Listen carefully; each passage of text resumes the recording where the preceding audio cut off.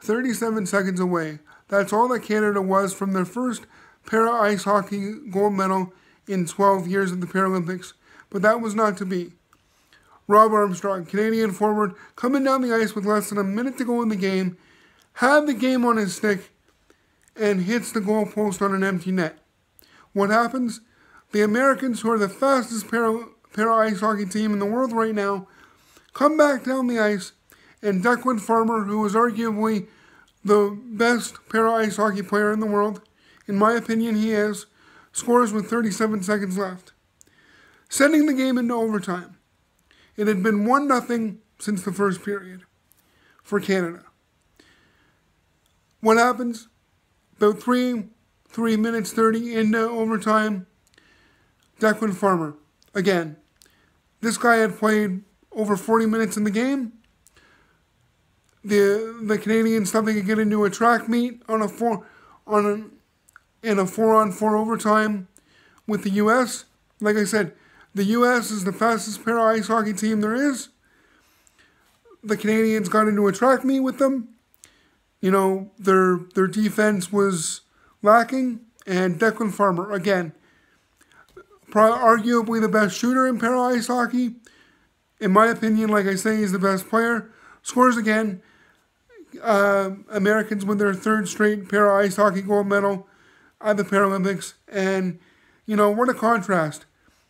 The Canadians were less than 40 seconds away from winning their first para-ice hockey gold medal in 12 years, and it didn't go their way. The Americans win their third straight and are dominating para-ice hockey right now at the Paralympic level. Maybe not at the World Championship level, because Canada does great at the World Championships, but the Americans are on top of the Paralympics.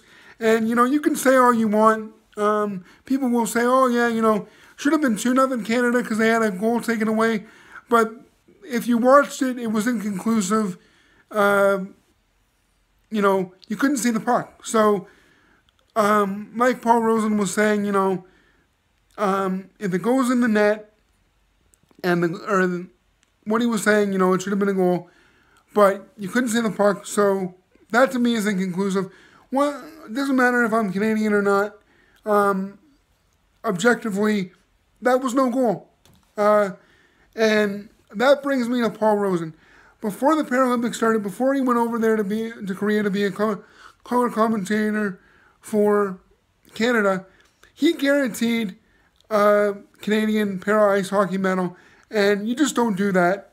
I'm sorry, but that was wrong. Paul, I love you. You're a fellow Canadian, but, you know, that was wrong. And you shouldn't have done that, because look what happened.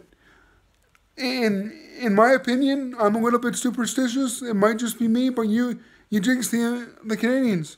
I mean, they were already snake bitten at the Paralympics. Look what happened the last 2 times. In 2010 and 2014. You remember 2010? What were you doing? But congratulations to the U.S.